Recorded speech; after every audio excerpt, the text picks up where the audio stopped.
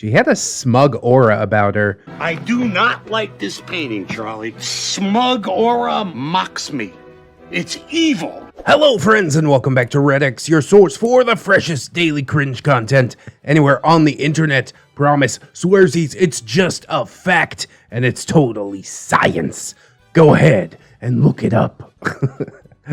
Today we're diving into r/LegbeardStories. Actually, they both come from my personal subreddit, r/ReddX reads, mostly because the r/LegbeardStories subreddit is disabled. You can't post anything in there, which I think is super tragic, but that's okay. We still gonna keep these Legbeard stories flowing, whether they come from r/NeckbeardStories, whether they come from r/ReddX reads. We're gonna label them as Legbeard stories, because that is what they are. I have two of them today, one from a new author and one from the one and only Cake Jerry. Yes, our lovely patron who also spawned the greatest meme on the channel. Oh, what would ReddX be without Jerry and Cake Jerry? I'll tell you that.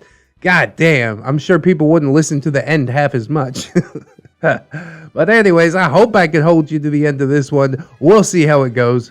We'll get some plugs and disclaimers out of the way, and then we will dive right into some Legbeard cringe.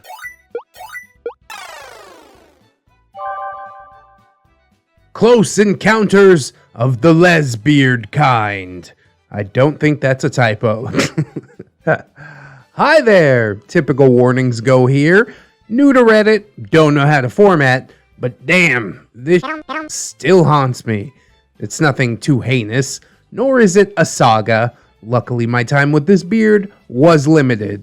I mean, I do love a good saga, but I'll take what I can get.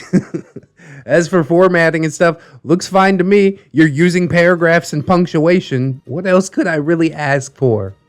I'm a trans guy, to start.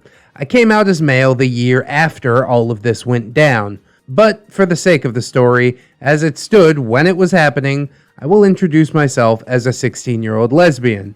Now, I was not closeted. I was one of the only openly gay kids at my generally pretty homophobic school. We were about 10 minutes away from the biggest mega church in Phoenix, and about 90%, give or take, of the students and staff went to that church. I had a steady group of friends who didn't judge me, though, and I dated a couple of girls within that circle. Well, I'm glad to hear that, at least. A few crumbs of decency. Somewhere on the outskirts of that circle was a kid that I'll call Frenchbeard, since we were in the same French class. He actually did have autism, so I'm giving him a bit of a pass on his behavior, especially since he never did anything more egregious than hit on me and the girl that I was dating off and on at the time. We could barely be counted as friends at all, but we had known each other since freshman year. I don't actually know if you should give him a pass for that. It's like a go-to excuse for bad behavior for some of these beards, as we've seen in the Kaiju Beard saga. Autistic people do have a bit of trouble reading social cues, but if you tell them outright, then yeah, they understand right from wrong. But that's high school, I guess. Bad lunch and infidelity. Seems like I say that a lot. Frenchbeard's best friend was Lesbeard. He was tall, sturdily built, and actually not half bad looking under his ever-present fedora. He had long brown Jesus hair and was, from what I remember, clean-shaven. Oh, so they're both boys. Okay, it's not a Legbeard story. I take it all back. But we're too late. We're too far in now. I promise the second one is a Legbeard story. This dude was also clean, no stink. Still, as ReddX always says, it's the beard on the inside that counts. Yeah, check out my t-shirt. This was 2010, so I don't even think the term neckbeard was a thing yet. It definitely was, just not as popular. Though Lesbeard was definitely a contender for that description. I had never actually spoken to Lesbeard before we were put in the same math class that year.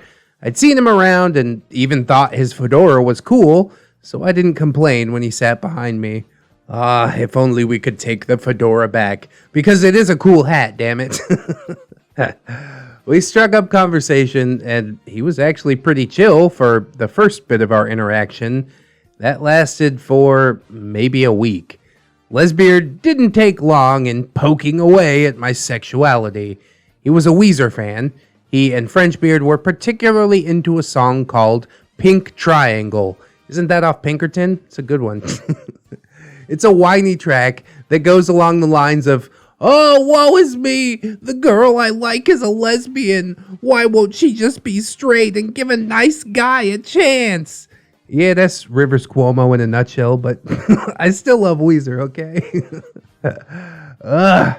Lesbeard also told me about the girl that he liked, who had become a lesbian due to an assault.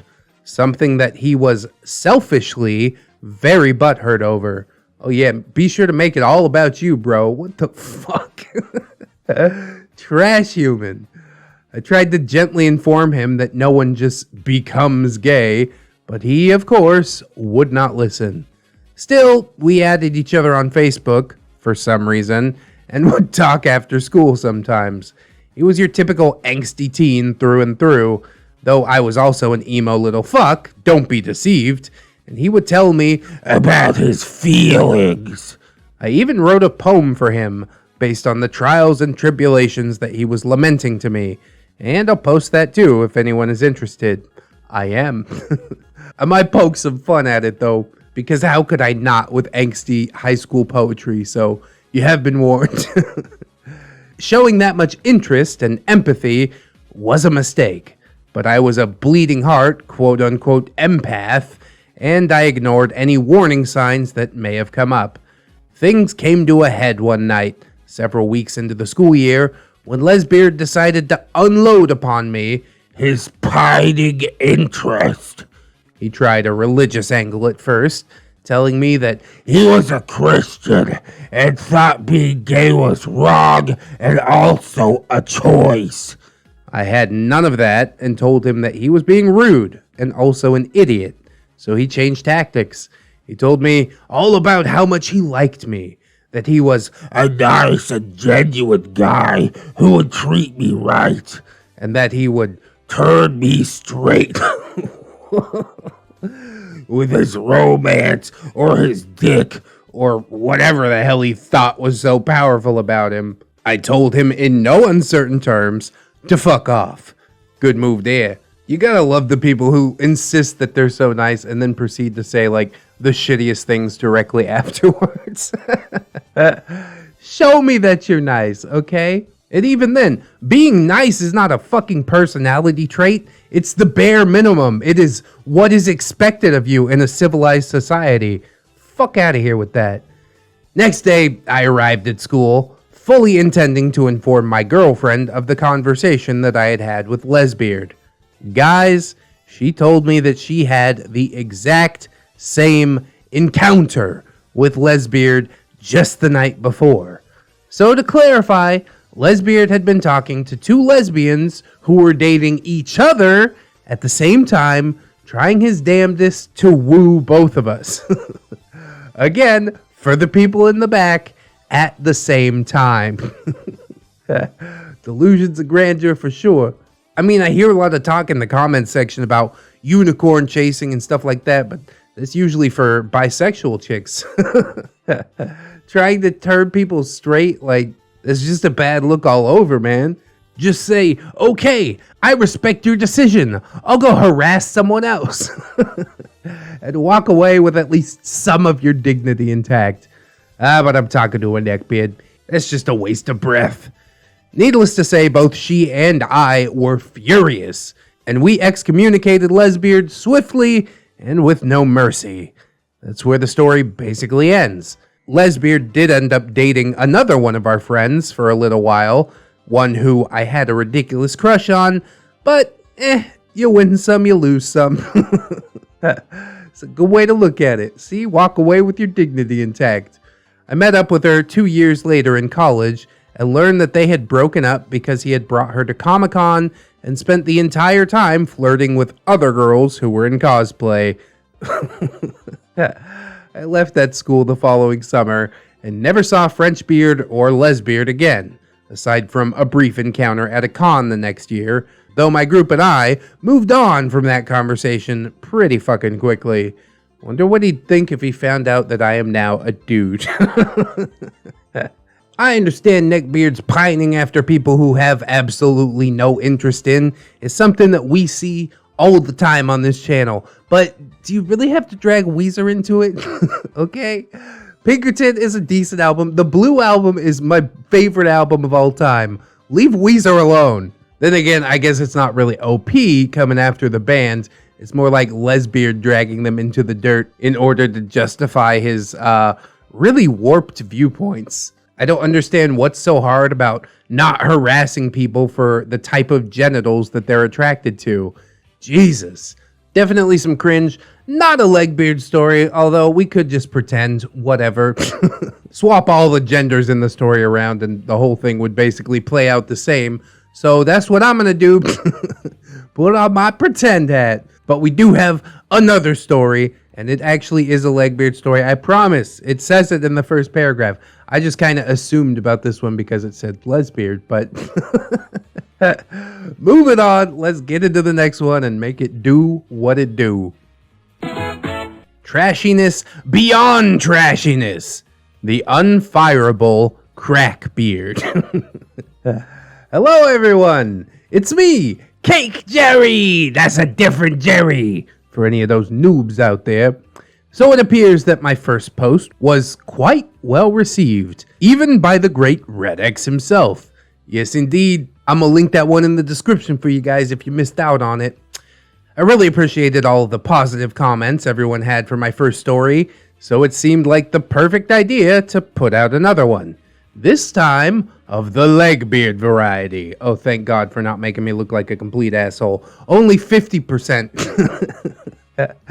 This is yet another story from the trials of working fast food, where honestly, at least half of my potential stories are born from. This restaurant is a fucking asylum. I am convinced of that. Anyways, on with the horror show. Trigger warning. Well, this story doesn't really have any vulgar sexual content like my last one.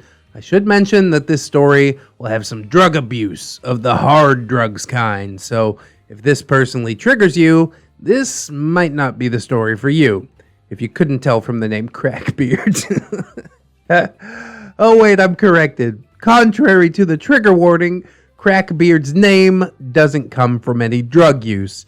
It comes from the fact that just about every day she worked, her pants always sagged, panties and all, exposing her ass crack.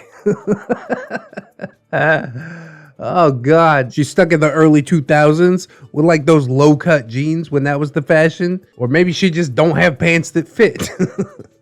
I'm not sure how to feel. And before any smartass goes, well, how could you know if you weren't looking there? And I can assure you that that region was of no interest to me. When someone has half their ass showing nearly every day in an environment where at least a modicum of professionality is expected in our attire, it's just something you notice, whether you want to or not. I don't know if any managers ever got onto her for this, although thankfully I haven't really noticed it lately. Oh God, she's still there. Regardless, it went on for longer than it should have. That, like, how would you know if you weren't looking is just such a bullshit excuse. What do you mean, bro? Of course I was looking. I saw the moon rising. It caught my eye. I don't know what you want. Is it easier for me to not look at the breaching of a great white whale, or easier for you to pull your fucking pants up? From the get-go, I was not very pleased with her work. She had a smug aura about her, from her attitude to her shamelessly sagged pants to the moody resting bitch face that she always had on her sunken, borderline skeletal face. Nonetheless, I got over it and managed to get along with her for the most part. I was about to put my initial thoughts behind me when one day the general manager found some weed that was left in the woman's bathroom. I'm no weed narc. I mean, hell, I enjoy some mind-altering lettuce from time to time. Up top, me too. But if a customer walked in the bathroom and found some weed lying around, yeah, that could jeopardize the entire store. All signs pointed to it being Crackbeard's, and she basically admitted it. The consequences she faced for this act of carelessness was a simple slap on the wrist. By far the worst thing she did, in my opinion, happened while we were closing one night. We were venting about the general manager, who can be a bit of a hard ass sometimes, except when it comes to weed in the bathroom, I guess. And this was Crackbeard's input on the matter. He thinks he's so great for getting off drugs that he could just shit on the rest of us that are still on drugs. But he's not. He thinks he's so much better than me because I'm on drugs and he's not. I'm gonna give him a piece of my mind this Friday. I went 7 years without a job. And you know what? I'll go another 7 years. Oh, great. That seems like a really adult and responsible way to handle things, Crackbeard. Ugh. Her tirade put an extremely foul taste in my mouth. Regardless of how good or bad of a manager the general manager is, the fact that he could pull himself out of the relentless grip of drug abuse and make a successful life for himself is something that should be commended and not bitterly spat upon, as Crackbeard seemed to think. The fact that she felt no shame for her continued drug use and even felt no issue with the idea of going without a job, even though she has a kid to take care of, oof, that makes it hurt a lot more. Came off as repulsive to me. God, Cake Jerry's such a good noodle. As someone whose family's been destroyed and eroded by drug use, hearing her self-entitled stance on her drug abuse made me angry, although I obviously didn't show it during work. As far as I was concerned, the fact that the general manager was off drugs did in fact make him better than her. Well, I ain't gonna touch that one too much. It's a victimless crime. As long as you're taking care of business, I ain't got no problem with it. But obviously she's not taking care of business because she hasn't had a job for 7 years. Who's paying for this kid? What is going on? To lighten the mood from that moment, this next moment will perhaps go down as one of the most thoughtless, airheaded things that I've ever seen anyone do in this industry. Around this time, Crackbeard was beginning to suspect that she was pregnant. Uh-oh. According to her, she'd taken 5 pregnancy tests, 2 negative and 3 positive. Yet for some reason, she refuses to go to a doctor to get solid confirmation, nor to check why she's constantly getting sick, which has led to her basically always leaving when she's on shift. But anyways, one day at work, she took one of these tests in the bathroom, and then she took the used pregnancy test and proceeded to place it on the office counter. Okay, mind getting your piss stick off the counter? I don't know why she did this, and I don't believe she gave an answer to the assistant general manager when he questioned her about this. She was obviously sent home over this debacle. The assistant general manager filled me in on the details after it all went down, and he assured me that if she didn't get fired for this, he would see to it that he would find a reason to get her fired for this. Surprisingly, or perhaps unsurprisingly, she was not, in fact, fired for this. Is she blowing like the general manager or something? Although I think in the last story, Cake Jerry did mention that they're hard up for staff or something like that. That's because fast food work is hard, bro. I texted the assistant general manager about how it was conceivably possible that she wasn't fired, and he stated that the general manager, who knew Crackbeard back in the drug days, didn't want to let her go, but that she was on her last warning. I suppose time will tell if that was truly the last warning. I thought it was a lap dance at the office Christmas party. She had pictures and was threatening to show the general manager's wife if she got fired, but I guess that's just me watching too much TV or something. Anyways, that's all I have of Crackbeard as of now. So I was right, she is still there. Ridiculous. She hasn't caused too much trouble since the used pregnancy test incident. But if she does, then perhaps I'll write a sequel. I know this story was a bit shorter than my previous tale, but hopefully it was still enjoyable to you all. Anyway, take care of yourselves and have a good day, night, whatever. So she doesn't smoke crack. She's probably not rich enough to do cocaine. She's probably a meth monkey. I'm going to put my money on meth for this one.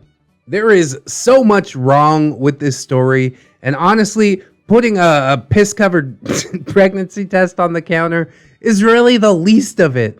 I was so sad when I learned that she had one kid. And then I learned that she might possibly have another one. God damn, I hope those pregnancy tests are lying. Who would inseminate this woman? Why does the world have to be this way? God damn it. The fact that she's like planning on going after the general manager kind of all made sense when we find out that the general manager actually knew her, and that's probably why she got hired there. It is exceedingly true that familiarity breeds contempt. Honestly, if he was a manager worth his salt, she wouldn't have been hired at all. He would have been like, oh, what's this gigantic 7-year gap in your employment history? And she'd be like, yeah, I was just out doing meth. He's like, okay, well then we're not going to hire you. And she's even currently admitting to using drugs, which is like, isn't there some sort of policy against that? Because if there ain't, then there well fucking should be. So yeah, the general manager sucks, but no one sucks as much as Crackbeard. And I feel so bad for that kid. Please, Lord, hear my prayer. Do not let her be pregnant. I cannot have her genes further contaminating this world. Amen. Oh, snap. I almost forgot to add, please, Lord, let these people like, comment, and or subscribe if they did enjoy the video, even though it was only 50% Legbeard. Big derp on my part. Kind of comes from not vetting the stories, but we just gotta roll with the punches, as it were. You can maybe share the video around if you want to confirm to people that I'm an asshole who doesn't know what he's doing. Because that isn't far from the truth. We've also got some links down in the description. I hope you'll click around down there. We got all kinds of plugs and social medias. Twitter, Discord, Facebook. Oh, and my gorgeous, wonderful, beautiful, generous patrons. I'd like to thank them as I do every video. So thank you very much. Calvicus, Fatboy Shrimp, Robert Waits, TSM Kirby, Aaron W, Twisted Child, Delicious Jelly Donut, Candy Sora, Fire Drake, Libison, Mr. Anime Manga Fan, Silent Revolver, Zero MMX, Magdala Marshall, Thorn Rose, Little Lone Wolf, Vanilla Mel, Rouse Tower, Satori, Babsy Coon, Caustic Fox, Disposable Waifu, Aaron Lennox, Fisher Diggy, Hadrian BR, Heathcliff, OG James Cook, a pimp named J Crisp, JM Coon, Jerry, John Hero, Miss Monday, Lord Lion-O, Melgar the Destroyer, Mirthful Baker, my boy Nat1 Nick, Lady Nix, Origami Steve, Katykins and Elizabeth, Sidestep, Cider Drinker, Serrated Eyes, Siegfried, Synaptic Boomstick, Brilliant Tamago, Tato Ferret, Teddy the Police, 10-Ton Monster, That Duck and Bug, The One True Fusky, Treeberg, Wilmax, Redwind, Goose's Honk, Leon Embers, Nog Viper, John Indoors, A Normal Joe, A Roxers, Cake Jerry, that's a different Jerry, KJW, Kajow, Crafty Kitty Cat, Little Ann Woods, Mark 211, maybe next time, Milkfed Gimp, Miss Duchess, Origami Cam, Princess Rosalie, Ghosty, Raptor Art, Ellie, and The Last Shinobi. Double thanks to Cake Jerry also for that lovely second story. I kind of do hope to get some more info on Crackbeard. Not that I hope the worst for her, but I kind of hope the worst for her. On the flip side, I wish nothing but the best in the world for all of my patrons. Thank you guys once again. I hope some other people will consider signing up, but if you can't do it right now, don't sweat it too hard, man. I just appreciate you coming on through, hanging out with me, and I hope that you come on back and hang out with me again tomorrow. In order to do so, you'll need to keep yourself safe out there. Wash your hands, but also take some time out and do something that you personally enjoy today. Maybe like, I don't know, watching some more ReddX videos? Yeah. Always remember, friends, that you are loved, you are worthy, and you definitely deserve it. I shall see you in the next one, and until then, bye-bye.